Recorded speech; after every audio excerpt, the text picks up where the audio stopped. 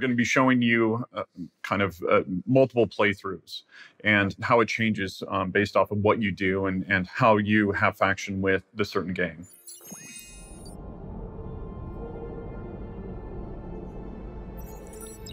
So here we are waking up in 400i that will be released in 3.15. This is the competitor to the Constellation. Doesn't compromise cargo for vehicle storage. It's faster, more agile than the Connie, and it can run with a smaller crew. So this is the captain's quarters, and then we'll go out and see a little bit more of the habitation deck, and then make our way to the cockpit.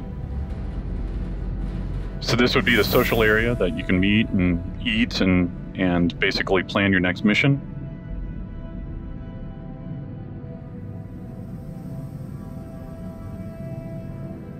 And then from here, we'll go to the cockpit.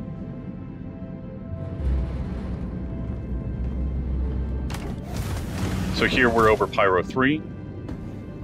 We've come here for a mission to acquire an artifact. And you'll be making your way down to a trading post. So wanted to just give you a quick overview, and then we can start talking about the planet. Yeah, PYRO 3 is just a terrestrial planet. It has a very thin, breathable atmosphere, but it's still pretty inhospitable, very cold. As you can see, some of those lightning strikes in the clouds, but yeah, very, very pretty looking. So this is the first time we're actually seeing clouds above a terrestrial planet. You know, we went through quite a few iterations of forms. What we ultimately ended upon was something that felt quite dramatic, still believable in terms of how the wind would have shaped them. But yeah, it's showcasing a lot of the more recent tech that came online. Also, what we're seeing here is like some kind of distant thunder strikes. And what this is kind of like a prelude to, you know, future weather features that will be coming on board, you know, and how this will tie into, you know, storms and ship handling, you know, due to the turbulence. And it's great seeing the, you know, the rain hit the canopy glass here, you know, when you go through these cloud banks. Also, as part of the process of shaping, one of the things we really wanted to do is create these kind of like these pockets in between the clouds. So you're in these cavities, so as you're flying through, you get a glimpse of the terrain beneath you. But you know, it feels really quite exhilarating, you know, to fly through. Also, as well, like it's showcasing a lot of the more recent tech coming on board as well. So, you know, it's a lot of optimizations been going on. So it's way more performant than previously it was. Also, like the level of artifacting that we're seeing here is substantially reduced, certainly on higher spec machines. It also gives you a great sense of parallax when you fly through these cloud sandwiches. A cloud sandwich? Yes, that's what it feels like. It feels like you're the meat or the cheese of a cloud sandwich.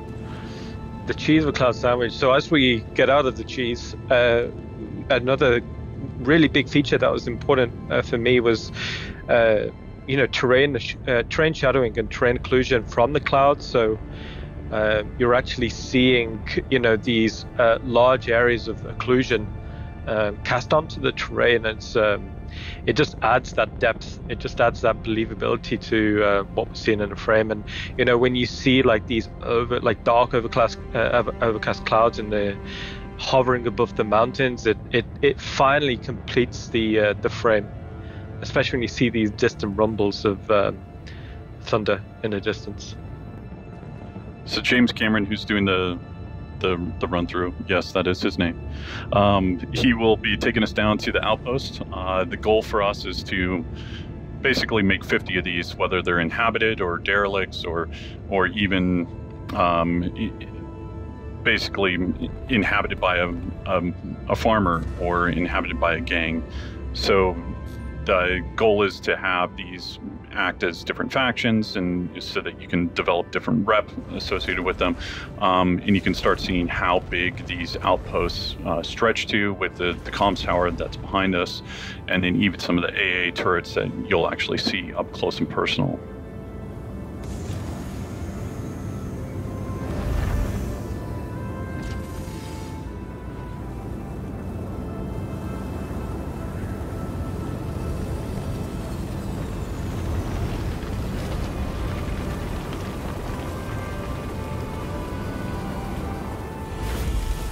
That was a really good approach from James there. Good landing. That was a good solid 3 out of 10. 3 out of 10. Jeez. Ian's a tough grader. Yeah, I'd go 6 at least. No one's ever got a 6. Gotta watch me land, man. So here we'll go down to the technical deck. Show off the cargo area, as well as the climate-controlled component areas, and then onto the gravity generator room and the stairway out.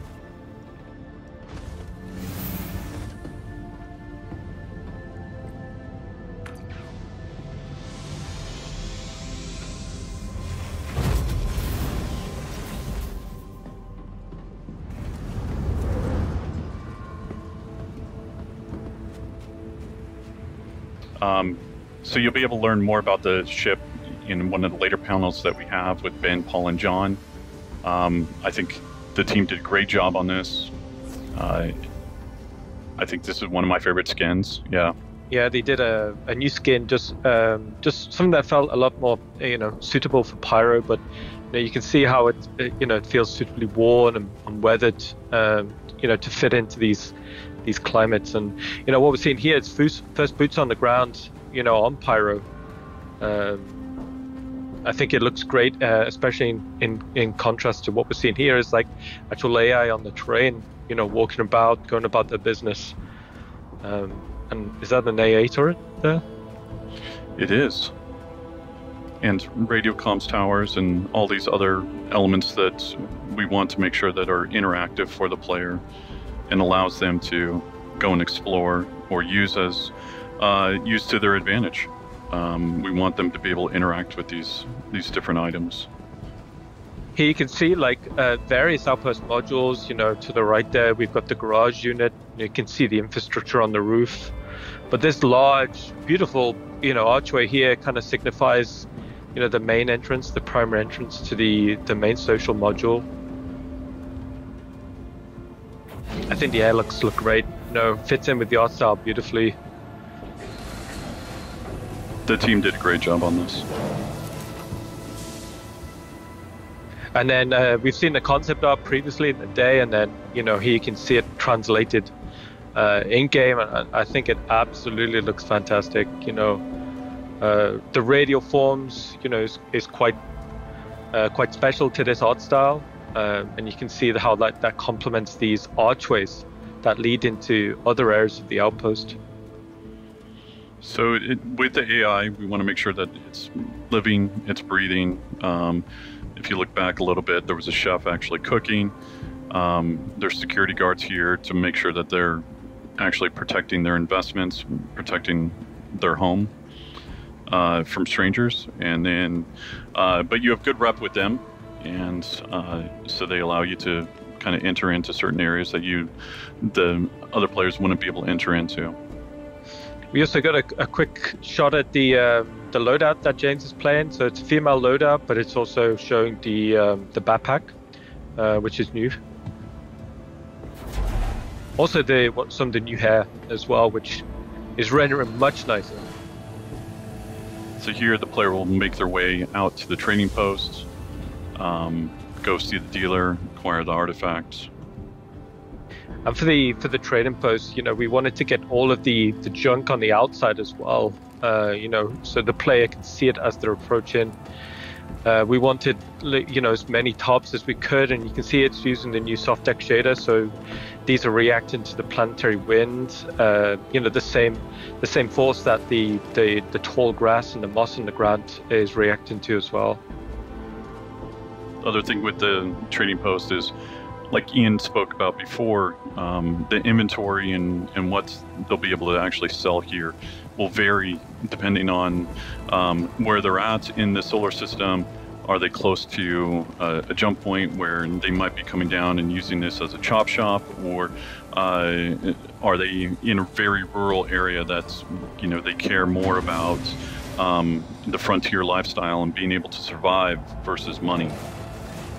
We passed the kitchen as well on the way back there. That's the local diner for this outpost. Tough crowd. Also, so in the inside as well, you know, we wanted this, you know, kaleidoscope of colors and shapes. You know, like it's just literally the dealers displaying all the wares, everything they'll have outside in the open here.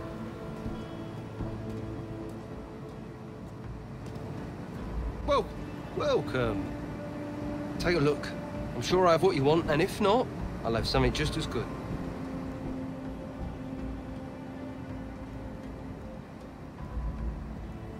Yeah. Oh, yeah, very good choice. Very good.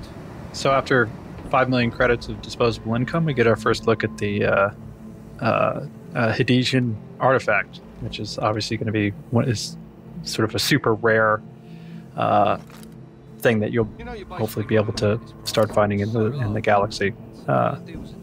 Which is sort of, if you're familiar with the lore of Hades, was an old civilization that destroyed itself. So somehow this trader has gotten their hands on this artifact.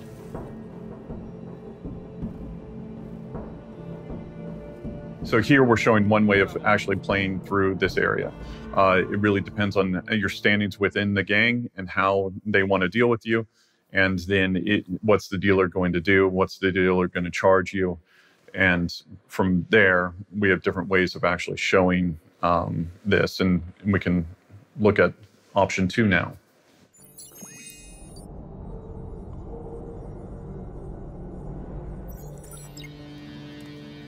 So here we're going to run it back a little bit and show off a different way of entering into the trading post. This is a little bit more straightforward versus in demo 1 we took a side route through the social area. So yeah, this is just some additional warehouse space that the trading post would have, and you can see it will lead directly onto this courtyard. And for the keen-eyed people, you'd see that the barbecue's still not being eaten yet. The grill master would be fired. Yeah. It's still full of wieners.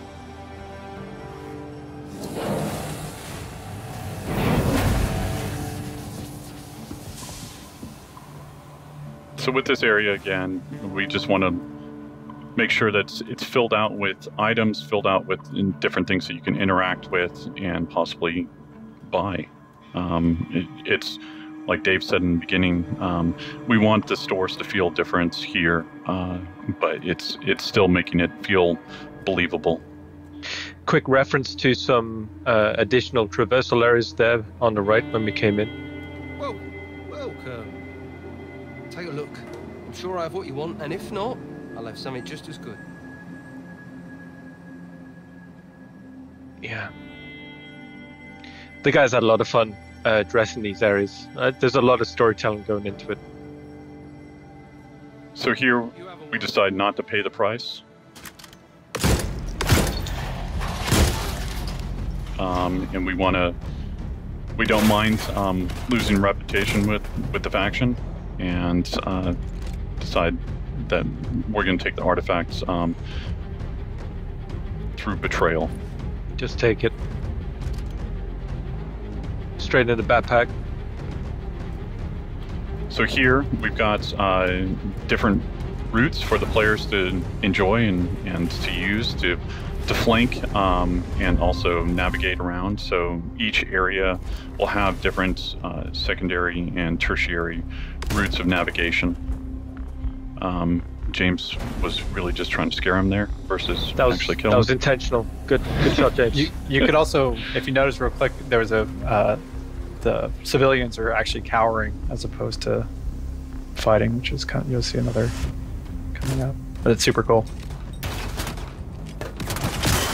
So again, here the player will have the choice, you know, do they actually want to interact with the civilians? Or, you know, does their conscience get better of them? I think James made the right choice there. He was nice, yeah. One of the things when we was playtesting this a lot is when you see the enemy AI kind of fanning out across the terrain like that, it's fantastic to see. It feels really great. Just seeing the base start to wake up to you and actually trying to exfiltrate. Also, I know it's under you know, combat stress, but that yellow grass just looks fantastic.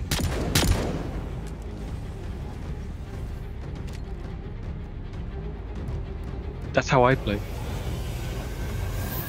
So here, James just wants to get out real quick.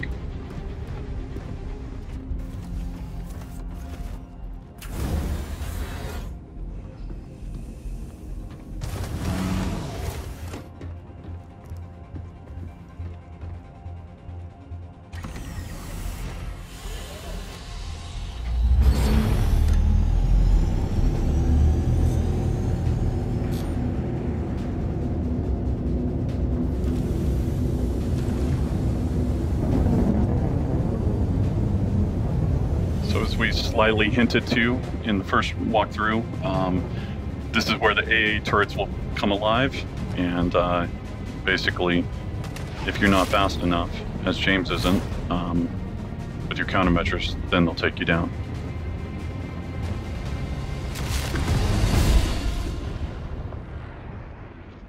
So what we saw there was the player went in, and based off their actions, the faction changed against them, and then basically became very aggressive.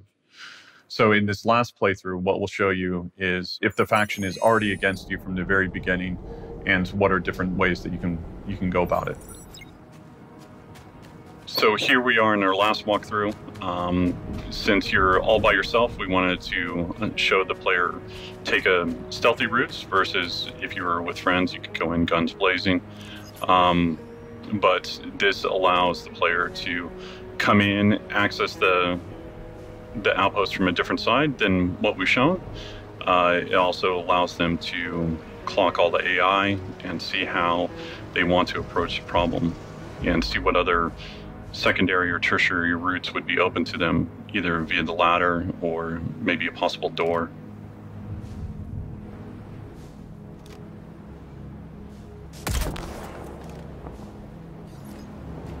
Good night. That was a great shot.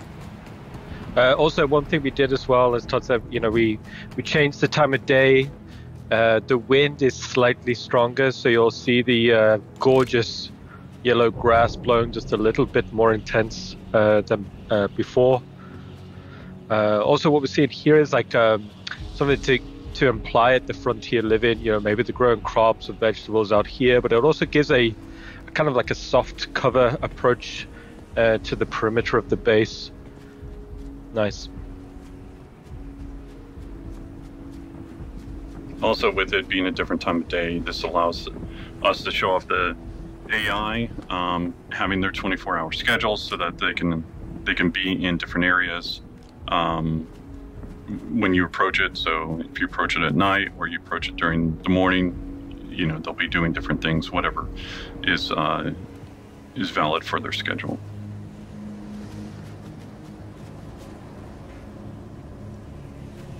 That door's locked, so there's no going through that way.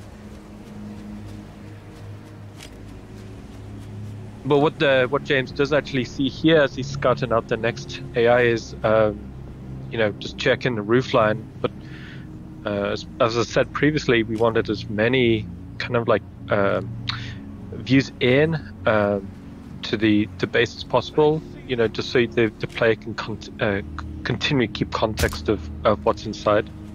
But also when you're inside, it allows the player to have context of where they're at within the actual outpost. And that was a great shot.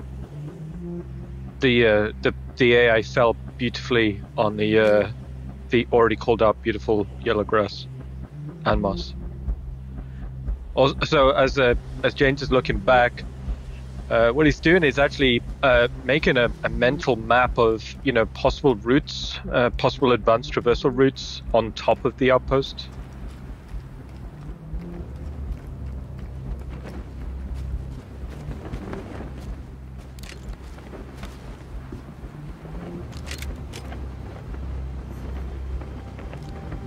And we saw the dealer there in the bedroom, just end of the day. So with each outpost, there'll be different routes that will be open to the player or closed to the player. So some of them might have ladders on the outside, some of them might not. Some of them might have basically ways to get in through the floorboards, other ones won't. But this is just one version of, many possibilities. So here, the player will take a secondary route of navigation all the way up to the roof, and then from here, this allows them to be able to check out any of the AI, also be able to look at any of the interactables in the future. If you got a good reputation, maybe you need to go and fix different items on the roof, or if you are there for nefarious means, then maybe you want to take out the power, and which will then kill the AA turrets, or will turn off the lights in the outpost. So it allows the player to interact with different items, and then basically create a nice little sandbox for them to play in. So here you can see one of those interactables as well as the AI.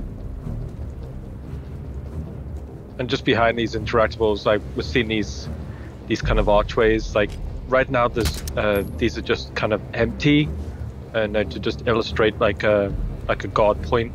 In the future, these could be maybe customizable, or they could contain like an AA turret, like we saw on demo 1, or it could contain like cargo storage. Basically, we tried to design something that was as flexible as possible. So here we're showing off the looting system as well as the inventory system. So this will be shipping in 315. This allows bodies to be able to be interacted with and take off the items associated with it.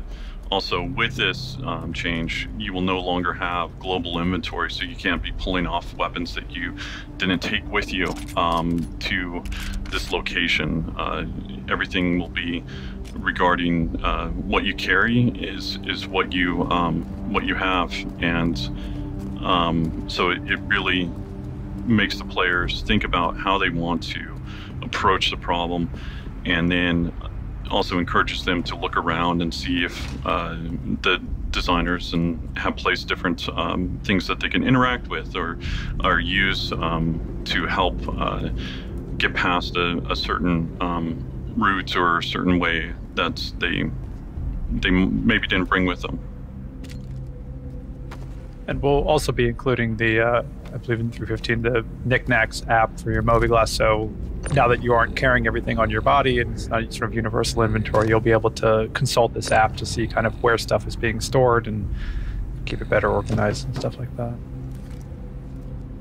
So here, this allows the player to have a quick little puzzle, but just gives them a little bit more interaction, and then allows them to go on to what I would consider a tertiary route, versus climbing up the ladder and possibly having to deal with the AI or them being spotted by them.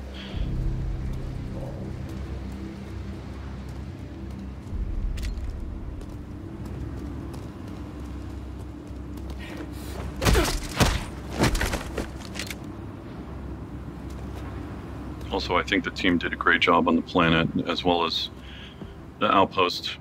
These are really fun to play and sneak around in, and allows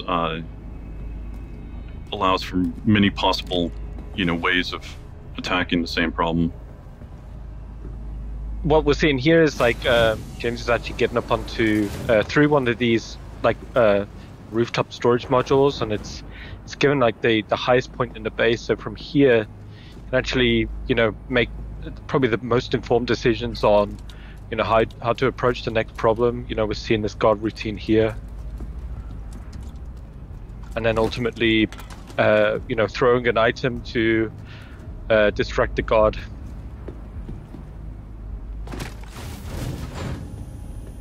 Allows them to go and access new areas.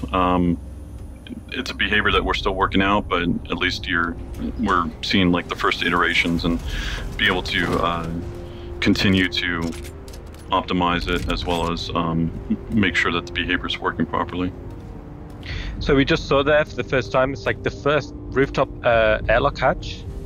So previously, route in and out, if the outside wasn't pressurized, like we wouldn't have this option. But now through that rooftop airlock, you can cycle and then, you know, infiltrate through the roof. And also what we're seeing here is, you know, potentially scouting out an advanced traversal up into the rafters. You know, getting on top of some infrastructure and getting like this overview as we go into the garage module. So here, this is placeholder, but it gives you an idea of, you know, we want to have different interactables, different loot boxes laid out around the location. So if the players explore, they'll be rewarded. You know, we want to encourage them looking in every nook and cranny and enjoying, you know, what the outpost has for them. And one of the things that's interesting is these garages won't be vehicle spawn points, so it's not like a big kind of like pad in the middle, but it's more like, you know, if you want to have your vehicle there, you got to drive it in and park it. So here you can see a variety of vehicles just laid out how the player would have just parked them. Just gives a much more believable and realistic design.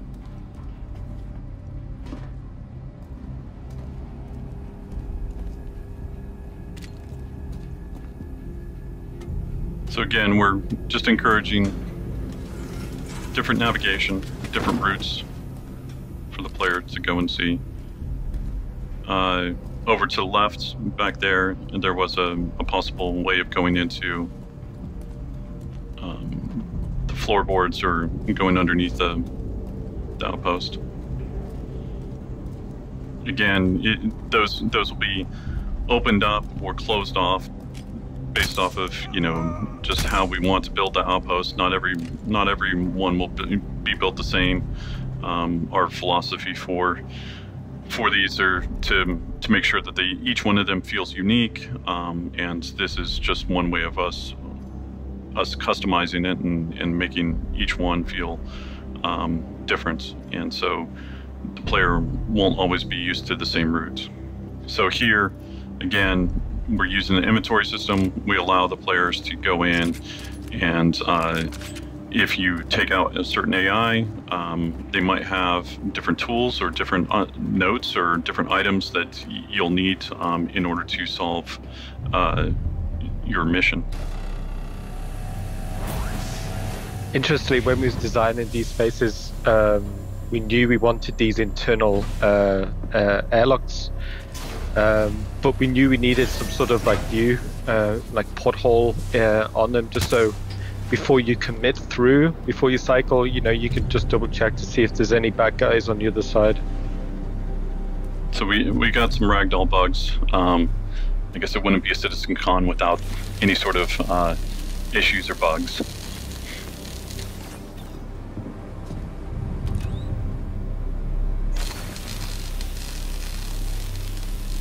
So here, like previously the players being, you know, on the roof, they've come down through the main section of the outpost. But here, what the players doing is they're going to the underfloor section. So these aren't vents, but they're more like subfloors. So they're meant to feel very dark, very minimal, but you're actually seeing the foundations of these outposts. So inside here, it's the player will need to kind of work out how to navigate through them. It's very much like a torch-based experience, you know. And then within here, what the player can actually do is work out roughly where they are in relation to the to what's upstairs. And what you're seeing here, like this light bleeding down through, you know, you can kind of make informed decisions. Or okay, that's where that AI was, or right now the player is just underneath that main social space. So if you think back, like that was that guard in the beginning, just next to the kitchen counter. But you know, we've intentionally made these spaces not necessarily like very easy to navigate, because you know there wouldn't be a lot of light down here. You know, the player would have to, you know, follow, for example, like James is following the blue wire here. You know, making a decision to like, hey, if I follow that blue wire, I'm probably going to get to something interesting, or a point where I can actually, you know, exit this subplot space and get back up above.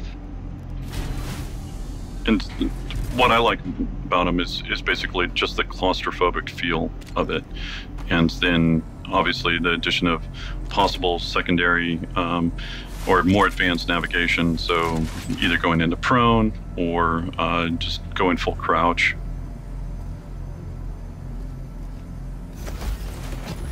So here we come out in the bathroom space that's on the other side of the garage. So we're on the opposite side of the outpost from where we just were. It's a good ragdoll. Now the body drag. In the shower. So here, this is just a different wrapper on a loot box. In this case, it's a hamper. And so the player will be able to really change outfits and adjust the way that they look, so that they can walk around the outpost and not be noticed. There will be kind of a certain time limit associated with it. We still need to work out the details on how all that will work, but the goal is to give them a little bit of leeway. And so if you look the part, maybe you're not scrutinized as much, and the AI won't notice you as quickly.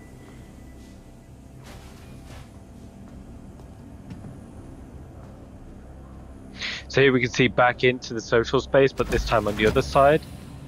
And then this door will lead directly into the habitation room that we saw previously on the outside. Speaking of fun ragdoll physics. That was a great one.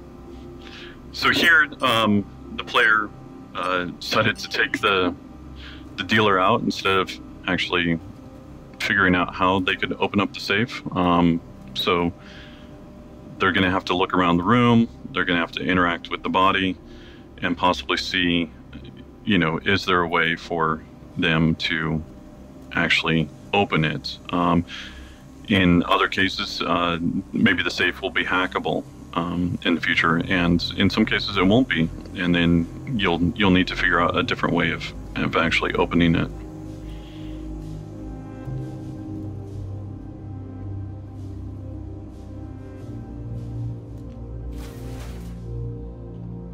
So here we spot a little clue, a little note, and you'll notice the what's fun is like the name on here. If you look back and see the some of the AI we've been taken out, you may notice some names. So here's the clue for the player.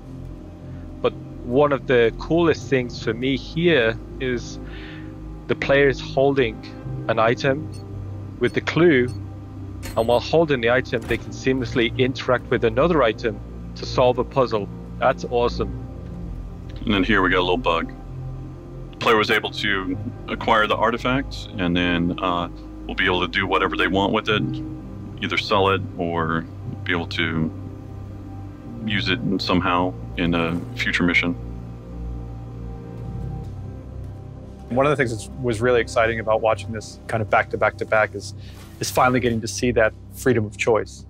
And it's like, it's really, really, I mean, again, our locations are always spectacular and beautiful, but now like having that sort of, striking that balance between, you know, this sort of well thought out social space and construction of these locations, but also an equally effective stealth and combat thing. It's super cool to see.